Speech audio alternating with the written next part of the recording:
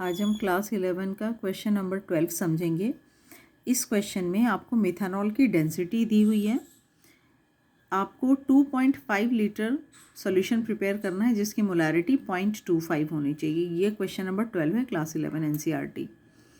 तो आपको कितना वॉल्यूम मिथेनॉल लेना है वो कैसे पता चलेगा? वॉल्यूम आपको पता है मास बाई डेंसिटी होती है। डेंसिटी क्वेश्चन में दिया हुआ है, मास नहीं मालूम है। मास के लिए हमें मोल्स और मोलर मास दोनों पता होनी चाहिए। तो सबसे पहले मोलर मास कैलकुलेट करते हैं।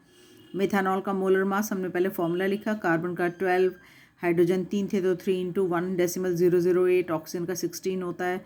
फिर हाइड्रोजन का कैलकुलेट करके 0.032 आया। अब ये मैंने मोलर मास निकाल लिया, लेकिन मोल्स भी पता होने चाहिए।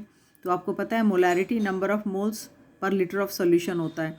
तो यहाँ से मैंने मोल्स कैलकुलेट कर लिया क्योंकि मोलैरिटी क्वेश्चन में गिवन है और वॉल्यूम जितना बनाना है टारगेटेड वो भी गिवन है।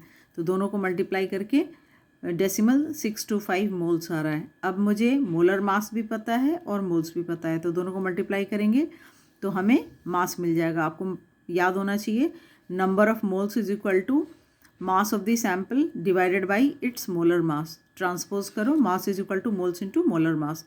हमने मल्टीप्लाई किया, ये वैल्यू आई। अब ये जो मास है इसको हम फॉर्मूले में सब्सटीट्यूट करते हैं। तो volume is equal to mass by density, mass calculate कर लिया एज अबव, वो लिख दिया। अब ये आंसर हमारा लीटर में आ रहा है। तो आपको पता है 1 लीटर 10⁻³ मीटर क्यूब होता है। लीटर को मैंने मीटर क्यूब में बदला, उसके बाद उसको साइंटिफिक नोटेशन में लिख दिया।